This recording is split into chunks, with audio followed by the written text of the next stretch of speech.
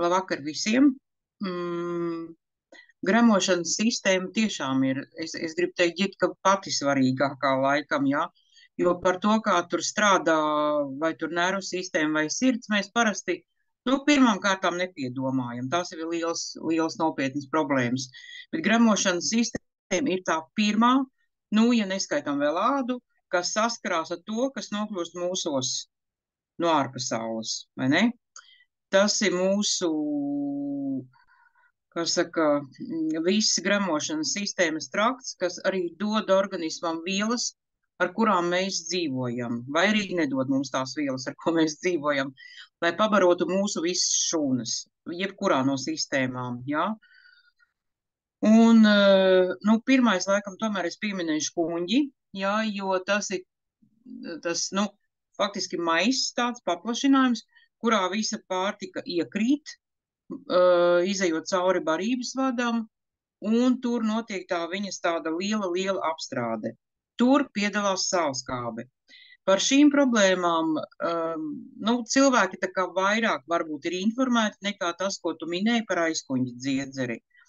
Aizkuņģa dziedzeris, ja kuņģis mums ir liels, tad iedomājieties, aizkuņģa dziedzeris ir tāda maza tāda, tāda desiņa, tāds cīsiņš, kā varētu jūs apmēram stādīties priekšā, kāds viņš ir, aptuveni 100 gramus smags tikai, un garumā, kā kuram cilvēkam, protams, bet aptuveni plus mīnus, teikšu, kaut kādi 15 centimetri. Tad šis mazais veidojums mūsos izdala gandrīz visus fermentus, lai varētu sašķelt pārtiku, un arī tā skaitā insulīnu, kas šķeļ cukuru. Ja? Un jāpiemina vēl viena lieta, ko tā mazāk varbūt mēs piedomājam kādreiz, jo nekad aizkuņģa dziedzeris nestrādā viens pats, ir vajadzīgs vēl, kas šķeļ arī organisma taukus. Ja? Te ir ļoti skaista bilde, tātad no vienas puses tievajās zarnās sākuma daļiņā pienāk klāt izvads no aizkuņģa dziedzera, kas apstrādā pārtiku ar fermentiem un ar insulīnu, un no otras pusītes ir izvadiņš no žultspūšļa, no kura pienāk žults, kas šķeļ jau taukus, ja, un tam visam ir jāstrādā ļoti tādā sirsnīgā un labā saskaņā organismam. Ja, to pirmo darbiņu ir padarījis kuņģis, kad ir šķēlis, sadalījis pārtiku jau tādās mazākās frakcijās, nevis vienkārši ir iekritis kāds gabaliņš kuņģī, vai tur gaļas izskatā, vai kartupeļa, vai salātu izskatā, ja? Tas ar sālskābi ir apstrādāts, un tālāk jau pieslēdzās. Pirmām kārtām tas ir aizkuņģis mūsu svarīgais, un tad jau arī, protams, žults, kas šķeļ taukus, ja?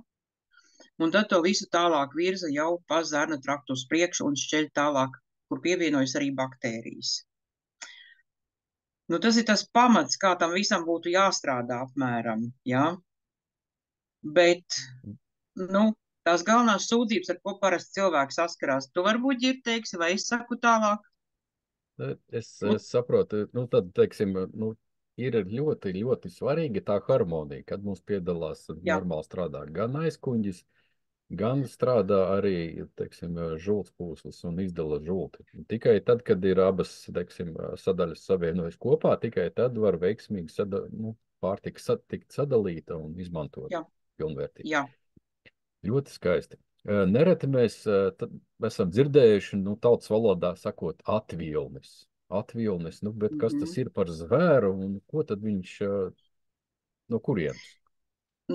Jā, tas atvilnis ir zvērs, kurš, diemžēl, sastopams jau arī gados jauniem cilvēkiem, jo to ietekmē mūsdienu pārtikas gan kvalitāte, gan arī ēšanas paradumi. Kā cilvēks ēd, ko viņš ēd, kad viņš ēd un cik viņš ātri ēd, ja? Atvilnis ir tad, kad no kuņģa uz augšu pa barības vadu, varētu teikt, tā kā nāk sit uz augšu kuņģa skābi. Un reizēm tā sajūta var būt ļoti nepatīkama, ja, kad ir izdedzināts kakls un cilvēks pat iet pie lora, domājot, ka viņam ir kādas problēmas ar kaklu, varbūt ar balss saitēm, bet lors apskatoties gļotādas redz, ka tur ir vienkārši sarkans, tas pat nav iekaisums, bet vienkārši ir apdedzinātas visas gļotādas, jo sālskābe ir kodīga. ja viņai viss ir jāsadala tā jau smalkākās frakcijās. Un atvilnis rodas tad, ja neslēdzās atverīte, ir starp barības vadu un kuņģi, jā, tātad ir atvere, kurai būtu jāslēdzās ciet, tā kad nenokļūst pārtika pa viņu cauri.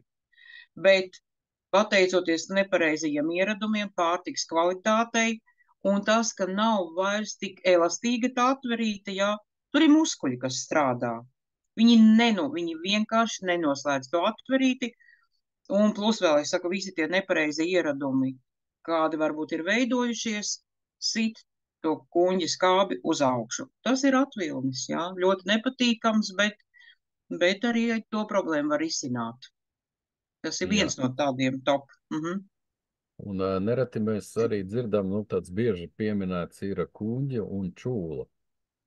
Kuņģa čūla, jā, tad, teiksim, jau izsenis, cik es atceros skolā skolotājiem, jā, tur ģimenes locekļiem ir nereti dzirdēts. Un kas tas ir? Kas tas pa zvēru tālāk, jā. Kuņģa čūla, tas ir dziļākais no kuņģa iekaisumiem. Vispirms tas ir, ko noteikti arī visi dzirdējuši, gastrīts, ja tas būtu vienkāršāks tāds kuņģa gļotādas iekaisums, tad vēl ir gastropātija, ka tā kuņģa gļotāda varbūt atrofējās, nestrādā tik labi, bet kuņģa čūla, tas jau ir kuņģa gļotādas dziļš bojājums, ja. Tas ir tāpat kā iedomājieties, jau vienkārši uz ādas ir kādam, ja ir apdegums bijis, viņš ir virspusējs, ka varbūt tikai apsārtums, un uzliekot kaut ko augstu, viņš ātri pāriet, un ir tā, kad ir dzīves apdegums, tad apakšā zem tā pūšļa ir čūla, kas ir jāsadzieda, un kuņģī tas izskatās apmēram tāpat, ja. To arī var provocēt gan pārtika, kāda ir, gan ieradumi dzeršanai, ko dzeram, kādu dzeram, ja. Liela loma šajā diagnozē ir arī, protams, stresam, to, ko tagad mēs skaisti saucam par stresu, jo tad organisma saskābinās, un tā kā kuņģis jau tāpat ir skāps, ja, tad tā kuņģa skāba izdalās vēl vairāk un to iekaisumu padara dziļāku. Un tad ir sāpes. Tad parasti jūt sāpes, varbūt cilvēks nemāk tā precīzi pateikt to vietiņu, bet kaut kur, kā saka, kuņģa rajonā viņš jūt sāpes pēc šādas diagnozes jau. Jā, paldies. Un saki, lūdzu, Sandrīna, kā tad ir, kad, piemēram, kuņģis vienkārši, sāp, ko man, kas man un vispār, bet tajā rajonā liekas, tur, ziepes ir. Kas tad vēl var, tā teikt, par brīnumiem būt? Ļoti bieži, cik es tiekos ar cilvēkiem, ja cilvēks sūdzās, man sāp kuņģis. Nav svarīgi, vai ir tikt skaidrībā, tur ir čūla vai tikai gastrīts, ja, bet sāp kuņģis. Tad ļoti, ļoti bieži, tā procentālais, protams, neņemšos pateikt, ka tas ir vienmēr 100%, bet tomēr šajā iekaisumā ir iesaistīts arī aizkuņa dziedzers. Ir stāsts par to, ka aizkuņa dziedzers, viņam tāpēc tāds nosaukums ir, ka kuņģis ir priekšpusē un aizkuņģis ir aiz viņa. Ja kuņģim ir ļoti daudz nervu un viņš sāp, viņš momentā dos reakciju, ja viņam kaut kas nepatīk, tad aizkuņa dziedzerī nervu nav un mēs viņu nejūtam. Un tāpēc cilvēks vienmēr to asociē tieši ar kuņģi tā kā problēmām. Tur būtu mazliet jātiek skaidrībā, vai tajā visā ir iesaistīts aizkuņa dziedzers, vai tur arī jau ir kaut kāds iekaisums un viņa darbības traucējumi. Tas ir jāsaprot. Jā, paldies. Un saki, lūdzu, ja, teiksim, piemēram, aizkuņģis nestrādā pilnvērtīgi, viņš tur, pa labi, pa kreisi, tautas valodā, vienkārši, ir problēmas ar aizkuņģi. Pie kā tad tālāk var vest šādu situāciju? Tā kā viņš tā kā neražo visu to, ko vajadzētu, vai vēl kaut kā? Jā, tieši tā ir. Tieši tā, ka aizkuņģis tad pilnvērtīgi neizstrādā fermentus un nesašķeļ pārtiku. Cilvēki dažkārt arī galvenokārt aizkuņa dziedzeri domā, ka viņš ir atbildīgs tikai par insulīnu ražošanu, par cukuru sašķelšanu. Tas ir viens no viņa darbiņiem. Bet pamatā viņš tomēr ražo fermentus, lai sašķeltu dažādas pārtikas grupas. Ja nesašķeļ pārtiku, pietrūkst fermentu, ja tad cilvēks atpakaļ no pārtikas savā organismā nesaņem. Nu, man gribas akcentu likt atkal tomēr uz minerālu vielām, jo ja ir viņu trūkums, nu, tad tas ir pamatā ļoti daudzām problēmām. Bet, protams, ir vajadzīgs arī aminoskābes un visas pārējās vielas. Un ja neizdalās pietiekoši labi fermenti, tad noteikti veidojās jau pēc tam arī žults apteces traucējumi un nojūk labo baktēriju līdzsvars zarnu traktā. Un ir traucēta kopumā gramošanas darbība, labās vielas nenonāk mūsu šūnās atpakaļ, ja nesaņemam mēs viņas, un savukārt nesašķeļ sliktās lietas, ko vajag vadīt projām. Jo atceramies, ka fermenti šķeļ visu, arī to, ko vajag aizvākt no mūsu organisma projām, kas traucē. Jā, tā ir. Jā, vai šajā gadījumā, teiksim, ja aizkuņģis, teiksim, nespēj sašķelt, vai mēs arī varam to saikni vest uz to mūsu, kā tagad saka, imunitātes, teiksim, kāda saikne. Aizkuņģis šokāk strādā, nesašķeļ, ja tur organismā paliek kaut kas vairāk, tur nekā vajadzētu, un tas pH līmenis vai stresa līmenis arī viņš visu laiku ceļās, ja, tad... Jā, noteikti. Tas ir atkarīgs kāds, kuram cilvēkam ir organisms, jā, jo 70% imunitātes ir atkarīgs no tā, kā strādā gramošanas sistēma. Ja? Aizkuņa dziedzers kuņģis ir sākuma daļa, un tālāk zarnu trakta savām labām baktērijām. Ja tur viņi neizpilda savu darbu, organisma aizsargspējas krīt, jo šūnas nesaņēma labās lietas, ko vajaga, ja, un neaizvāca projām piesārņojumu, kas varētu traucēt arī tām imūnu šūnām, tiem pašiem leukocītiem pietiekoši labi strādāt un aizsargāt mūs no dažādām ķibelēm. Paldies, jā, un šeit mēs saprotam, ka labi, aizkuņģis mums varbūt nestrādāt, bet vai mēs savam aizkuņģim, teiksim, arī kuņģa darbībai varam palīdzēt ar kādu produktu, varbūt ierobežošanu, kādu produktu varbūt nelietošanu. Un kādi varētu būt šie produkti? Jā, varam noteikti ģirt.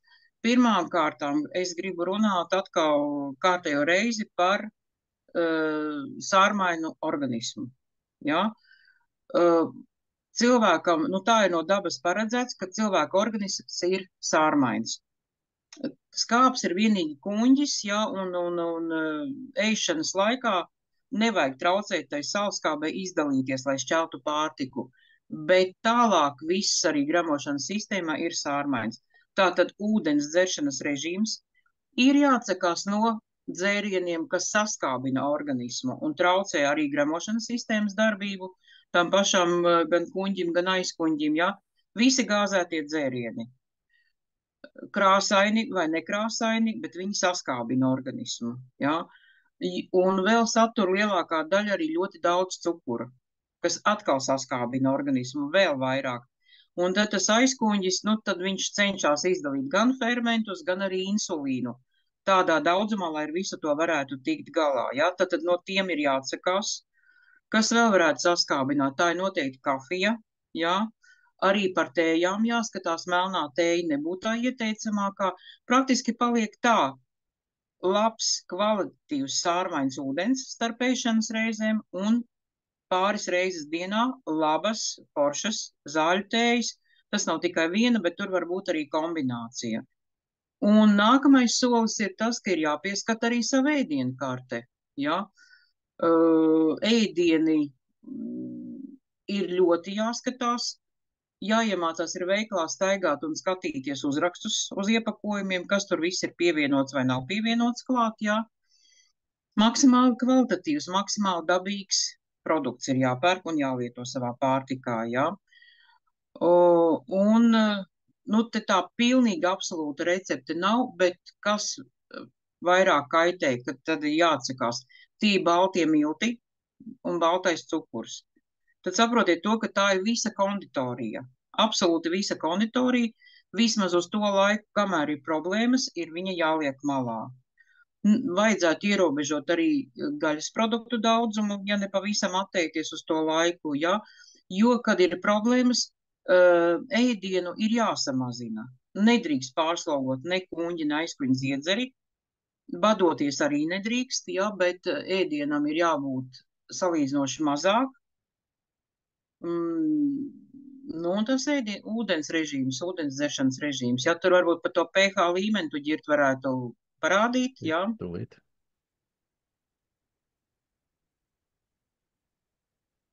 Šādi. Jā, jo, ja paņemot palīgos lakmus papīrīti, pH ir jau uz to, nu, ne tik zaļo skaisto krāsu, jā, velk jau prom pat no zaļās. Tas nozīmē, ka organisms jau ir skāps, diezgan skāps, jā. Jo, kad taisa asins analīze, ja pārbaud pH līmeni, viņam ir jābūt vismaz 7,4. Ja ir zemāks, tad nozīmē to, ka organisms jau ir skāps un var veidoties kādas problēmas. Un tad līdz ar to mazinam maksimāli visu to, kas var saskābināt organismu. Un traucēt arī tam pašam aizkuņu dziedzerim normāli strādāt. Tas ir ļoti, ļoti svarīgi. Vienkārši tā ir paredzēts. Drīkst komentāri. Jā, ģir. Šodien pamērīju kafijas pH, nu ar to pašu papīrīt. Man tā kā uz piecinieku vilka. Tā arī ir ģirt. Kafijas skābums ir 5. Jā. Un tāpēc neredz... Nu, skaisti, jā, bet kafija, tu iedomājies, ko jaunieši pamatā lieto, kaut gan arī vecāka gada gājuma cilvēki. Fanta, kola, spraits, garšīgie šie dzērieni. Tiem pH līmenis vispār ir 2 komats, starp 2 un 3 svārstās, jā. Nu, jā. Tas jau, nu, vienkārši noēd, tur visu dzīvo, kas tur eksistē, jā. Tā ir. Un, lai to pH līmeni uzturētu, es saprotu, ka organisms ņem un izmanto minerālu vielas. Jā, tas ir tas viņa aizsarga mehānisms, kā lai kompensētu, it sevišķi jau pirmām kārtām tā ir asinsrite. Asinis nedrīkst būt skābas, tad viņas apstājas, viņas vairs nekustās. Un tātad, ja zinām, ja asins nekustās, tad ir finišs cilvēka dzīvē, jā. Un lai to galvenais kompensētu, rezerves, kur ir mums minerālu vielām, kaulos, kauli locītavas. Un tad arī, ja, kad ir kādreiz, ka es cilvēkiem saku, nāk un sūdzās par locītavu problēmām, es viņiem saku, kamēr nesakārtosim aizkuņu dziedzeru darbību, locītavām palīdzēt nav iespējams tā forši un kvalitatīvi, lai būtu ilgtermiņā rezultāts. Tā ir. Jā, tieši tā, tad locītavas, ja mēs gribam sakārtot, vispirms jātiek galā ar kuņģi, aizkuņģi un gremošanas sistēmu. Jā. Jā, ļoti spēcīgi, es par to man pat aizmirsās. Nākamais jautājums. Saki lūdzu, kā tad, nu, teiksim, ja ir tās aizkuņģa problēmas, kā tad mēs viņas, nu, tā secīgi varētu tā kā mēģināt risināt?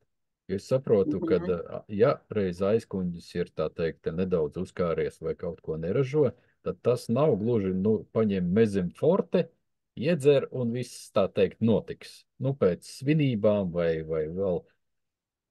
Kā teiksim, tava pieredze rāda? Nu, to mezim forte, piemēram, pēc svinībām noteikti vajag iedzert, jā, lai viņu kaut cik iekustināt, lai viņš atdzīvotos nabaks. Un varbūt pat 2 mezim forte vajadzētu, jā. Tas ir darbs ilgtermiņā, jo tas orgāns ir ļoti maziņš, kā es teicu, iedomājieties 100 grami, kaut kādu 15 centimetri garumā tikai, nu maziņš, štruntiņš, gribas pat tā teikt, jā. Un līdz ar to viņam ir milzīgs darbs, un lai viņu atveseļotu, vajag laiku, jā. Akūtā palīdzībā, jā, tur iedzer vairāk medikamentus, mezim forte, bet ir stāsts par to, ko jau mēs minējām, ģirta tevi arī, tas pats ūdens. Sārmaina vide. Liela daļa cilvēku nedzer ūdeni. Ja? Viņiem liekas 2 glāzes ūdens dienā, ka tas ir pietiekoši. Tad tur vēl ir tējas, tad tur vēl ir, nezinu, kāda kafija, piemēram, vai 3-4 kafijas dienā. Un kā lai notur to līmeni? Tad, ja cilvēks lieto, piemēram, kafiju, tā ir jāmazina. Jo ir tāda apmēram norma izstrādāta, ka uz katru kafijas krūzi vismaz jāizdzer ir glāze ūdens, laba ūdens, ja? Pat lai katra mūsu šūna justos kā tā zivtiņa tīrajā, skaistajā akvārijā, ka viņai nestāv apkārt kaut kāds purvs, duļķis, kas nekustās vispār uz priekšu, ja? Un nenotiek tās normālais process, ka šūna var labi dzīvot, ka viņai pietiek skābeklis, ka viņa var attīrīt pati savu vidi un arī aizsargāt un uzturēt savu darbību.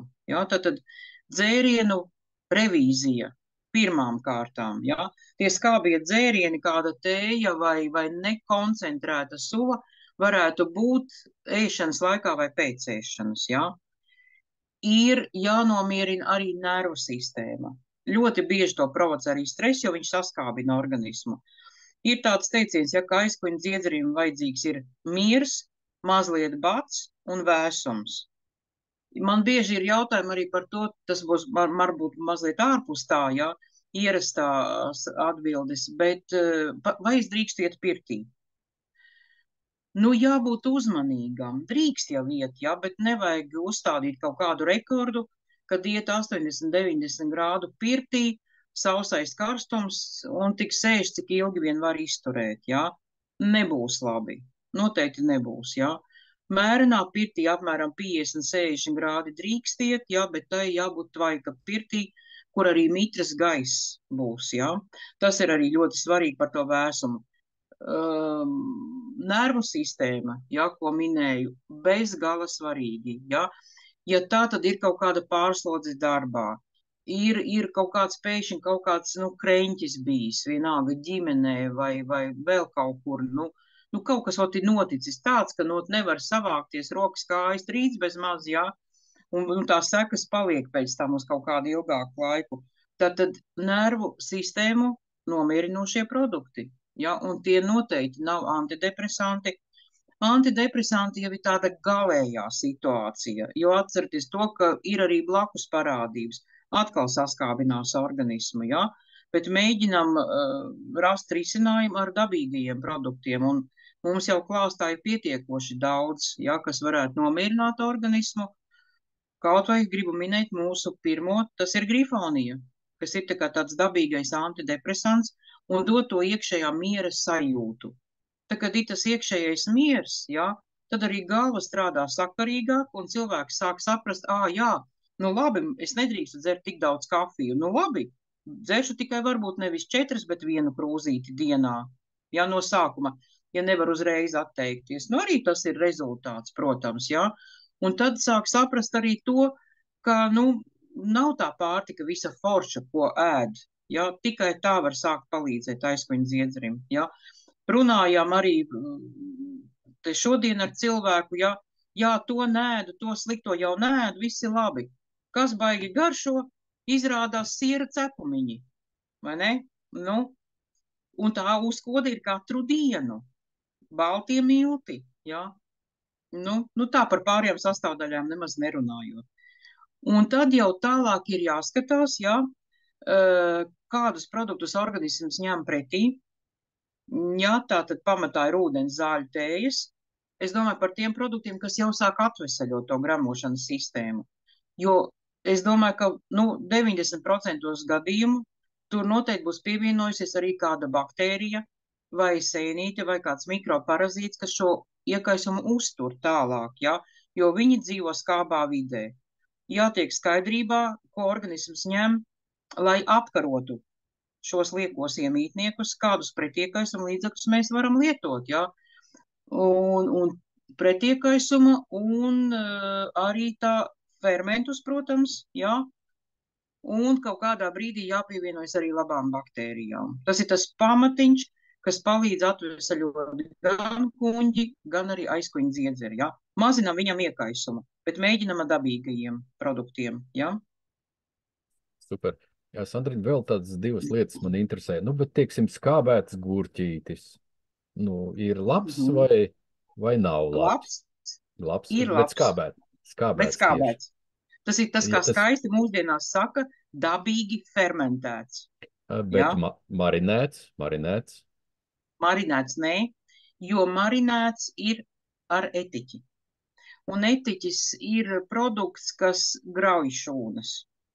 Negatīvi uz viņām iedarbojās.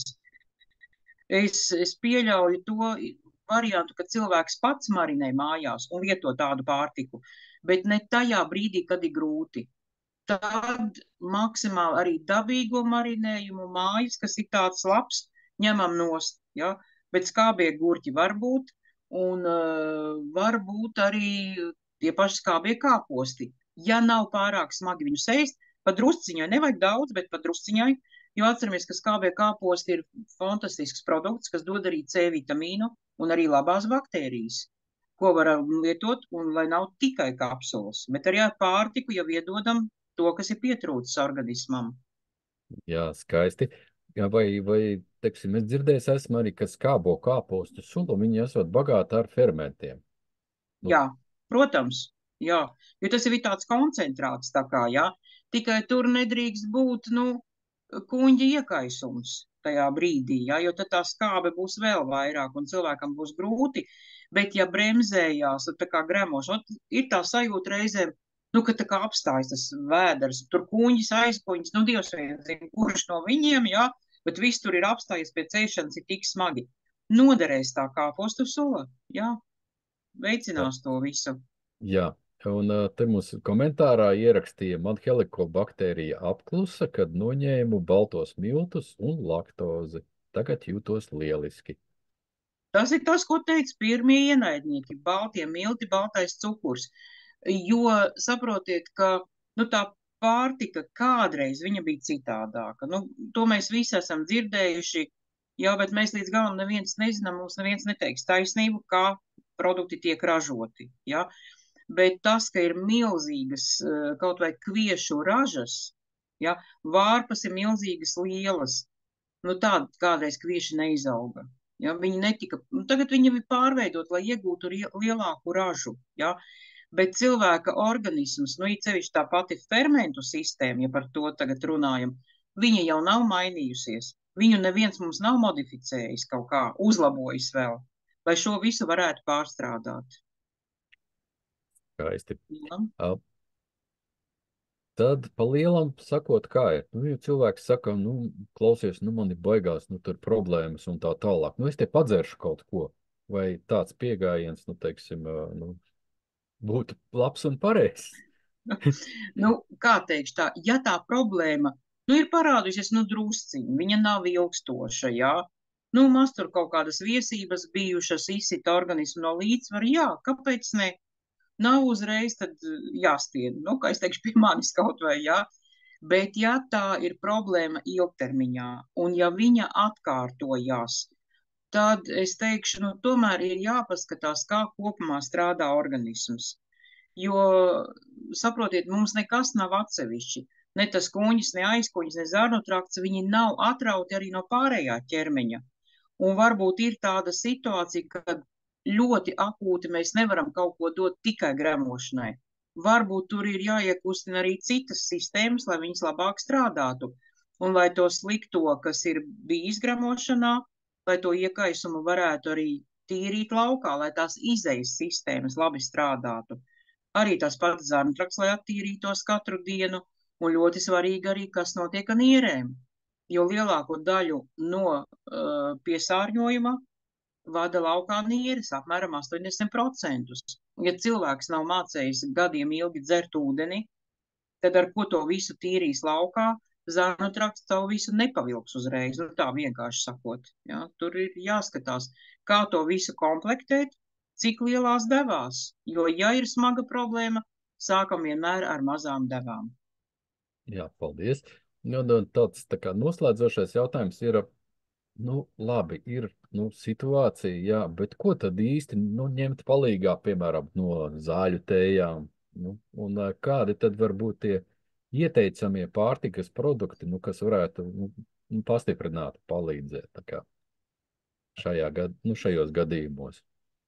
Aizkuņa dziedzeri no pārtikas produktiem, tas ir, kas patīk, tie dārzeņu sautējumi.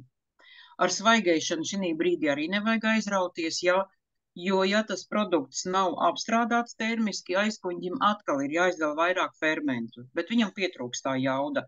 Tā, ka dārzeņu sautējumi pievienot klāt, piemēram, labu eļļu vai kaut vai sviestu, tas noteikti viņam patiks, jo tas pārtiks produkts nav arī pārāk smags un ilgi neuzturās kuņģī. Ātri viņi var pārstrādāt, jā.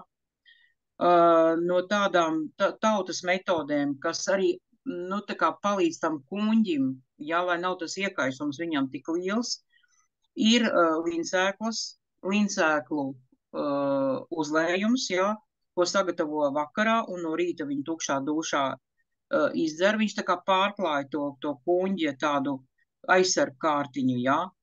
Ja drīkst cilvēks lietot tā pati alveja, gabaliņš mīkstuma, apēsts arī ļoti labi palīdz, jā. Nu, ja ir šausmīgi daudz kuņģa skābes, nu tā, ka nezini, kā vispār viņu dzēst, jā, ir līdzeklis arī kartupeļu sula. Sarīvēt kartupelīti un svaigu suli iedzert. Par zāļu tējām, nu, te ir dažādi, jā. Vienam cilvēkam tā tēja var patikt, otram var nepatikt, bet ārstnieciskas ir tās tējas, kuras ir rūgtas. Un pirmais, kas mums nāk prātā, vienmēr man pašai, ja, tā ir vērmeļtēja. Vienmēr, ja, nedrīkst viņu taisīt stipru, jo, nu, viņa ir riktīgi rūgta, ja, bet viņa ir viena no pirmajām tējām, kas veicina gramošanas sistēmas tā kā kustību un arī iekaisuma mazināšanu, ja, tāds. Un var arī skatīties, protams, zāļu tēju kombinācijas arī aptiekās, ir brīnišķīgi maisījumi, ko arī var nopirkt, ja pašam nekas nav krājumā tāds. Skaisti. Tādi.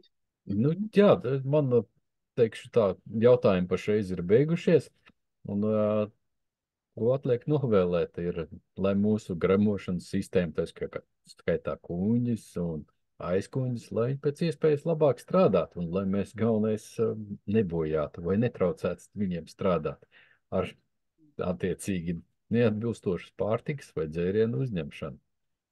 Tā kā milzīgs paldies par sarunu, Sandriņ, jā, jaukas brīvdienas, Paldies lai mums tev, ir sparīgs viss decembra mēnesis un lai visiem izdodas un lai veselība tiešām uzlabojas un ejam kalnā, nevis no kalna ripojam lejā. Paldies, paldies, paldies! Paldies visiem!